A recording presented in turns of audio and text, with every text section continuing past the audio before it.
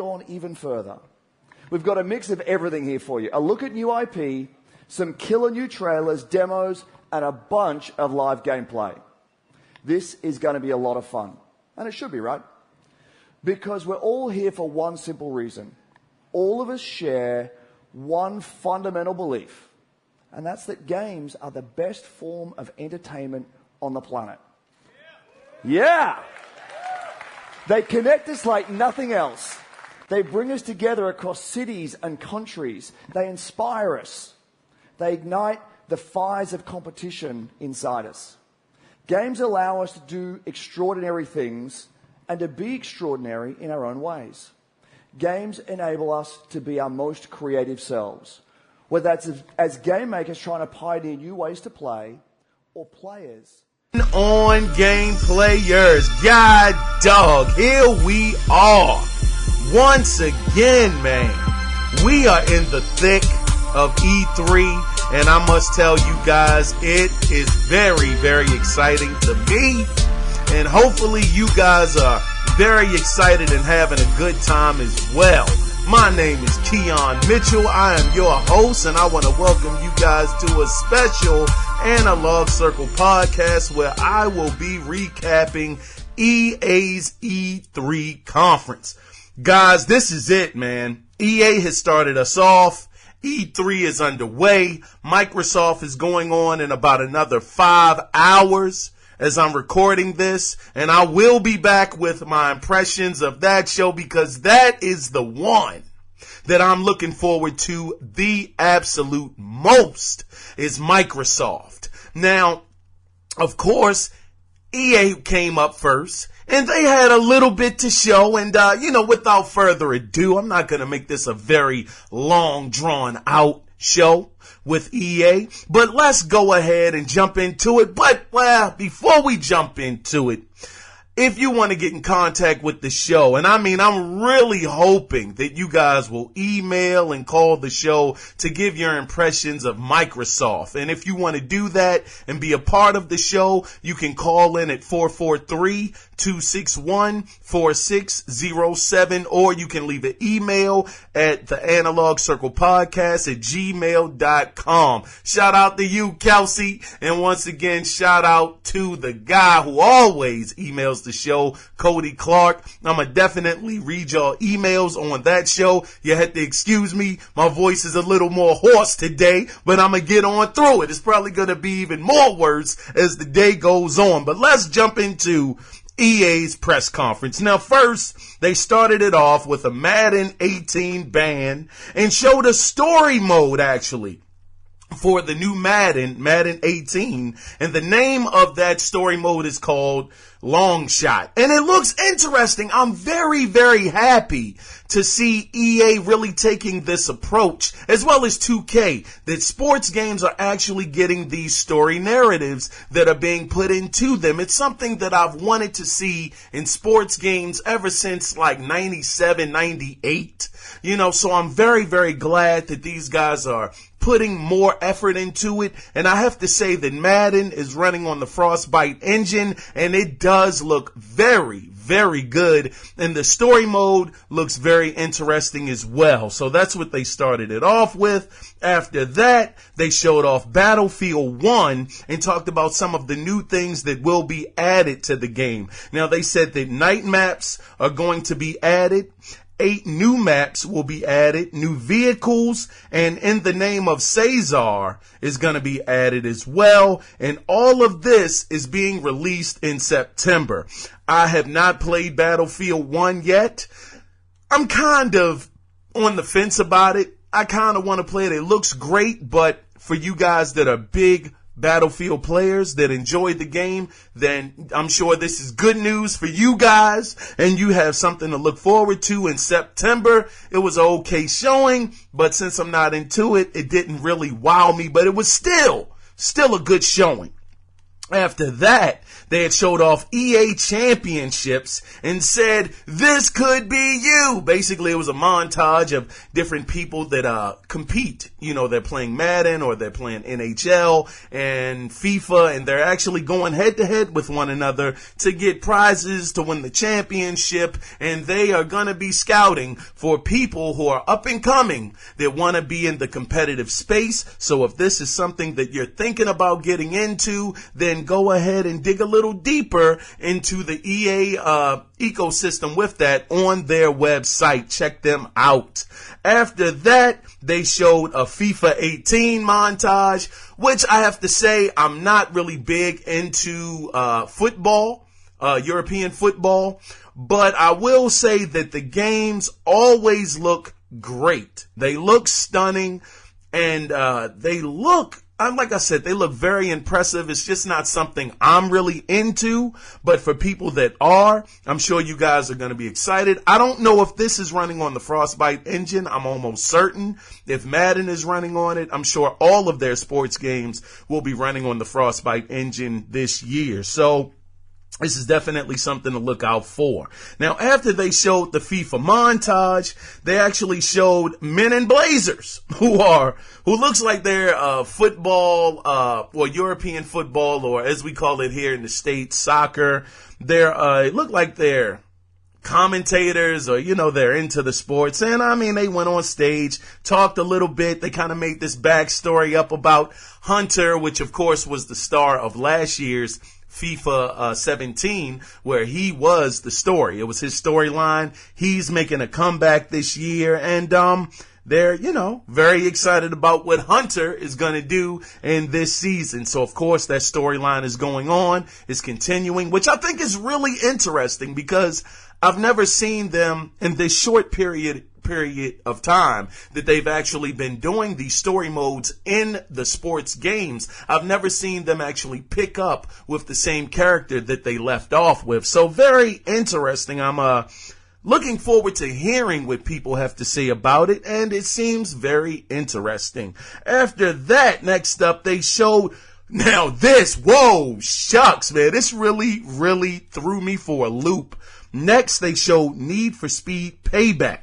Now, this will feature heists and you'll actually play as 3 different characters. And I must say, the game looks great. And it actually puts me in the mindset of The Wheelman, which was one of those games where it had starred Vin Diesel. Not a lot of people picked it up. It was one of those last titles that they were making over at Midway. It was an excellent game. It had some of the best car combat that I had ever witnessed or played in a game before, outside of Burnout, of course.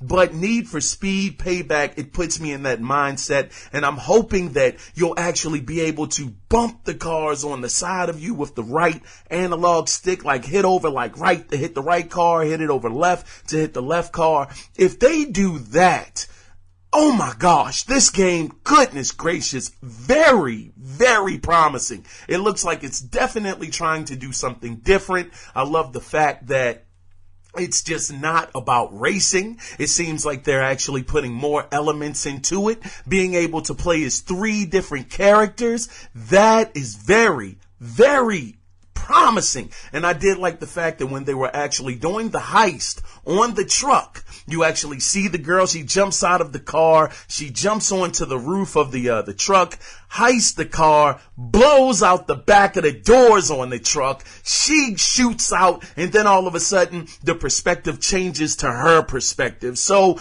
this could be big, and I believe this game is actually releasing in September. I believe either September or October. I know it's coming out this year, and I have my eye on this. I think all of you guys that might not have seen this game and it might not be on your radar, just check it out. It looks very, very good. So after they showed that, that got me so pumped up, man. After that, they showed EA Originals. That was up next. Now, this was another part of the show. Now, they showed off a game called A Way Out, which takes place and looks like you start off in prison, and it's a co-op game where you escape from prison, and then the game is, wait a minute, I'm getting all mixed up here. Basically, the game is by Joseph, who was behind the game, A Tale of Two Sons. Now, the game is split screen, which is co-op. You can play it either couch co-op, split screen, or you can play with someone else online. Now, it will be exploration, it'll be driving, etc.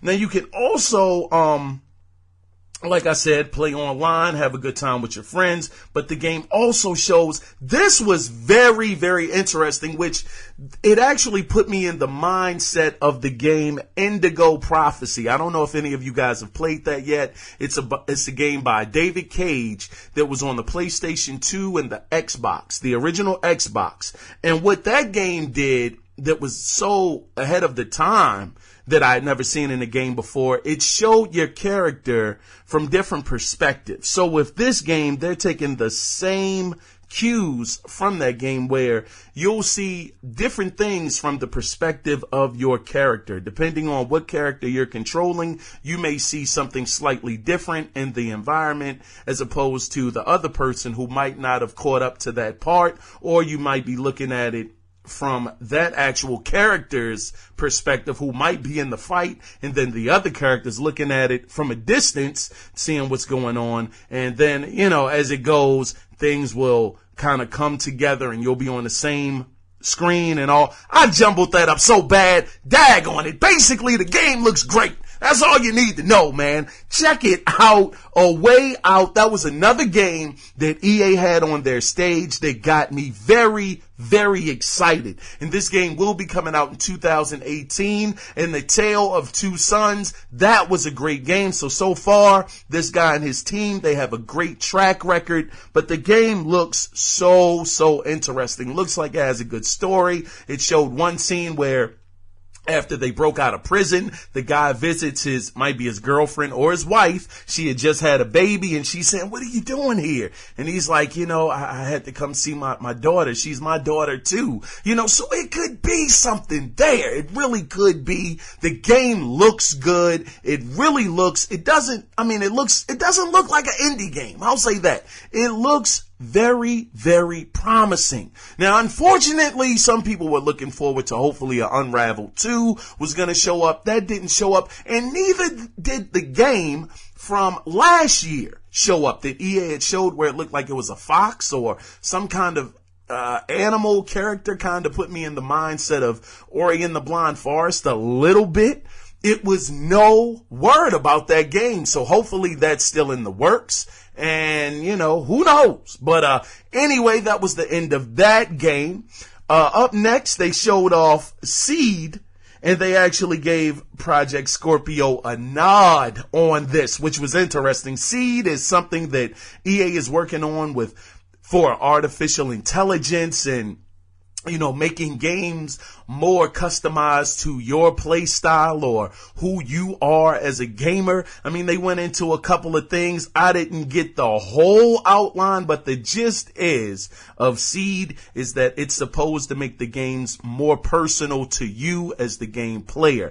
And the thing was, when I say they gave a nod to Scorpio, they were talking about Scorpio being the perfect platform for this. Scorpio being very advanced and being that machine, that console that they need to actually push this forward. So I thought that was very interesting that EA actually brought that up. Not necessarily showing favoritism. I don't think that was the case, but they're just saying that Scorpio is definitely going to bring something to the table that may not be at this moment in time able to be done on another platform. So that just got me more excited about Microsoft's show today, and I'm telling you, I'm so pumped up and ready. But after that, now they got off of that, and then up next, oh man, this was another thing that got me excited. They showed off BioWare's newest game, that everybody's been talking about. I forget what they were calling it, Project something at one time, Nathan or something like that. But, well, hopefully this is the same game. Don't quote me on that. But the game that they showed off is entitled Anthem, which will be shown at Microsoft's press conference today. So for anybody that was looking forward to BioWare bringing a game over to the Xbox that might be, it just may be exclusive. Nobody knows. Now, I'm not sure if this is supposed to be the Destiny killer or not. I don't know. I know BioWare or EA said that BioWare was working on the game that was supposed to be that. If this is it, and if this is exclusive, Microsoft has something on their hands. Hopefully, of course, we don't know what it is yet. We'll have to see how it goes over with the public, with us, the gamers, and we can judge it a little better when that happens. But this is so interesting. I thought EA was going to take the time out to show it on their stage, but they did not. They said, no, we're going to just give you this teaser. That's it. Stay tuned tomorrow. We're going to be on Microsoft's stage. Man. It looks like Microsoft may have EA on their side. I mean, giving the nod to them for Seed, and now this BioWare game that's coming up that could be exclusive. I don't think that's out of the realm of possibility, because Mass Effect was originally exclusive on the Xbox 360 for years and years, and Microsoft knows, Phil knows, that they need this to be, to help their console be that thing that people look at, the game players look at and say, wow, I need that. Phil and his team have to sell us on this idea of Scorpio, and maybe Anthem. I'm not saying that Anthem is going to be the reason why, but maybe Anthem can give me, you, and other game players just more of a reason to look at the Scorpio and say, hey, you know what? I think I can invest in that. Let me go ahead and give it a shot. But after that, I gotta laugh, man. It's no slight to this game. It's no slight to the team at all. It's just the history of this IP, this franchise has been in very, very rough trouble over the last several years. But they did show off NBA Live 18, and they didn't show a whole lot. They basically showed LeBron James moving the ball around against KD, on the court, and they kind of showed him dunk the ball. And that was pretty much it for the most part. They went into some other things about you can actually play ball on the street, which was interesting. It can be a street league, and you can gain respect on both the street league, and you can gain respect in the NBA, in the league itself. Now, the game actually will be getting a demo come August. So for anybody that is interested in the game and checking it out, August, it will be a demo. So I don't know if this is the thing, man. And I've been a firm believer in this since, my goodness, man, 2004, 2005, somewhere around in there, when they used to have NFL 2K NFL or NFL 2K, whatever it was. I always thought 2K was way ahead of the curve of anything that EA did. I thought the NFL 2K series was leaps and bounds above what Madden ever was. And their presentation was better when they had Boomer up in the booth. They had the replays at halftime. They were doing this years ago. Back on the original Xbox, they were doing this that long ago. So I don't know if Live 18 can really compete with 2K. It did look fine. It looked good. It looked very good. It looks, I don't know. I mean, hey, it could be promising. Who knows? I'm just saying that at this point in the game, I just don't know if they're going to be able to catch up, because they've had quite a few missteps with the Live franchise. But I do give them credit for at least trying to attempt to put their hat back in the ring again. Also, before I forget, EA Access. If you have an Xbox One, EA Access is free all week long. So definitely jump on that. You got UFC 2 in there. I believe Battlefront is in there, along with NHL and Unraveled and quite a few other games, but it's free. So definitely check that out. I thought that was a great nod for EA to do that, to have people check it out for a whole week. And it may be I guess a service that could actually turn you over to EA. And also, if you're on the PlayStation 4, you're not gonna be left out. Excuse me, I just belched again. You're not gonna be left out. They're gonna have a few games that will be playable on the console. So definitely check that out. And for PC players, they said that Origin is going to be free all week as well. So they definitely covered all the bases. They covered PlayStation, PC, and the daggone Xbox. So I thought that was really great that they did that. Awesome. Now, the last thing they showed on the stage, which I'm sure you guys have probably seen it, but they showed off Battlefront 2. Now these are some of the details that they said about Battlefront. They said it'll have 3 times the content of the original. It's going to be couch co-op. It's going to have more heroes. It's going to have a class system. And they actually, of course, as they're going down this line, they showed off the world premiere of the multiplayer trailer, which I must say it looks really good. It looks great. You know, but they actually have Darth Maul, they got Boba Fett, they got Yoda, they got Kylo Ren in there. They also said that maps and vehicles will be free. So they're going to be doing the Titanfall 2-esque kind of DLC, which I think is great. A lot of people felt burned off of Battlefront, the first one, where people thought that it just wasn't enough content in the game itself, and it seemed like that they were somewhat being nickeled and dimed for every DLC that you had to buy. So I think that this is great that EA is actually making it so you guys will get this stuff for free who pick up the game. And I must say, I was so tempted to buy the first one, but I'm not really a multiplayer online guy.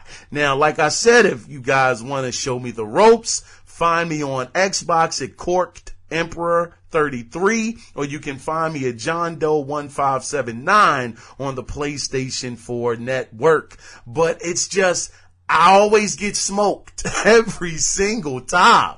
But for anybody that is interested in this, definitely pick it up. I was gonna do it, but when it didn't have a campaign attached to it, I kind of fell back. But guys, that was pretty much EA's conference. I know this is a very, very short podcast. Not a whole lot to cover. I didn't want to take up a lot of your time. Overall, I think that EA's conference, in my opinion, I thought it was decent. It wasn't anything that was amazing or grand or anything that came out of left field where I was like, whoa. I mean, the only thing that I will say that somewhat came out of left field was that game, Way Out. What did I call that thing? Wait a minute. What's the name of this game? I gotta find it again in my daggone notes here. Yeah, A Way Out. I was right. That game caught me by surprise. I thought that was really cool. And Need for Speed. God, dog. That game looks so good. I was so amazed by that. And I gotta give credit to a guy. You might know him, you might not, but he has a great YouTube channel. His name is Rand L. Thor 19. That's Rand L. Thor, A-L, Thor 19. He actually brought up a very interesting point in one of his latest YouTube videos, where he had actually said that he had went to EA's, their website. And he actually is showing this on the screen, so it's not like he's making it up or he's thinking that it's this or that. But he actually saw, for Need for Speed, they were saying that the game will be running in 4K, HDR, high definition resolution 4K. And it also said this may not be the case for all platforms. Doesn't that make you question mark just a little bit? Could it be that the Scorpio, because they can only really be talking about two platforms. That's the PC and the Xbox Scorpio. You could throw the PlayStation 4 Pro in there respectively, but we all know that it's not quite there. It's doing the checkerboarding 4K, or as some people call it 4K with a FO, attached to it. But I think that it's very interesting that they did point out. Now, of course, you can say, well, that could be the PlayStation 4, or it could be the Xbox One S, or the original Xbox One that won't do true high dynamic 4K. But the thing is that we know that Scorpio, the whole time, this whole year that we've been waiting to hear more information about Project Scorpio, we've been hearing all of this 4K talk, 4K uncompromised, 4K 60 or 4K 30. I have to say, I do not think realistically that the Xbox Scorpio, as powerful as it's going to be, I've been hearing that to do 4K 60 on an open world game is taxing even for guys that have a PC with a 1080 Ti in it. So it's going to be very taxing. Most people are saying that they believe that the online will be 4K 60, but the campaigns for certain games that are open world that take on a lot of assets are going to be 4K 30. And then at that point, I think it would be very, very excellent if Microsoft even went a step further and said, okay, if you don't want 4K 30, then you go ahead and shift the resolution back to 1080p, and you can get 1080p 60 frames per second. I think if Microsoft could do that, all you got to do is just level the playing field. It's a give and take situation. Not everybody is excited about 4K. Not everybody has a 4K TV. And I think that for the vast amount of people, of game players that don't have a 4K TV just yet, that would be excellent for Microsoft to do that. To say, okay, this is for people who aren't very concerned about resolution, but they want that solid 60 frames per second frame rate. You can do 1080p, 60 frames. That would be awesome. But we'll know all of that very, very soon, guys. And I really want to hear from you guys out there, your opinions. As always, you can call in at 443-261-4607, or you can leave an email at the analogcirclepodcast@gmail.com. I think this is going to be great. I must say, though, I gotta, guys, as your host, and, for you guys just being so nice and, always coming out and supporting the podcast, The Analog Circle, I think it's my duty to tell you guys something that I heard before I sign off. Now, this is going to be a spoiler, so I'm going to preference this by saying it's actually an E3 spoiler, a possible spoiler. So if you don't want to hear anything about the Xbox conference, then cut the show off right now. I'll give you 3 seconds. Okay, if you are still here, then you want to hear this possible leak that came out about the Xbox conference. Now, the thing that I heard, now this is actually coming from Jeff Keighley. Now, everybody knows Jeff Keighley is a guy who's on the inside. He's a guy who's been around for many, many years. I have a lot of respect for Jeff. He's actually part of the VGAs. He took it on his back and all of that stuff, but that's neither here or there. He's saying that the price point of the Xbox Scorpio, oh man, it's gonna be $499. That's what he's hearing. He actually tweeted this out. I don't want you guys to think I got Jeff on speed dial or anything like that. I don't know the brother. But he tweeted it out and said that it's going to be $499. That's what he heard. And if nothing changes, that's what it's going to be. He's confident pretty much that that's going to be the price point, $4.99. I don't think that it's a wash for Microsoft completely. Of course, $3.99 is where you want to be. That's where you have to be in order to get the mass appeal. But as Phil has alluded to many, many times before today, this console is for the hardcore gamer. This is for the gamer that wants that 4K, that wants the highest level of gaming that's possible on a console. This is the market that they're aiming for. So, with that being said, he's also said it's a premium product. Everybody's saying, well, premium, Phil, could be $400 because, of course, they're going to drop down the regular Xbox One S. It could go down to $250. If they're trying to get super aggressive, it might go down to $200. Oh, I don't know. God darn. So people were thinking that would leverage where the premium price tag comes in. So we'll have to see, man. We're right there where, as it stands right now, it is 12:35 p.m. Eastern Standard Time, which means that Microsoft is going to be hitting that stage in about less than 5 hours. So we'll see what happens. But guys, as always, I was your host, Kiaun Mitchell. Thank you guys for tuning in to this EA Take press conference, E3 take of mine. And guys, I'm going to be right back later on this afternoon, or I should say this evening or afternoon, maybe on your side of the states or the world. I'll be back and we're going to go over the big boy, the one that I'm so excited about. We're going to jump into Microsoft. God dog, we are right there. But with that being said, I'm going to sign off for now. You guys take care and I will see y'all later. Bye-bye.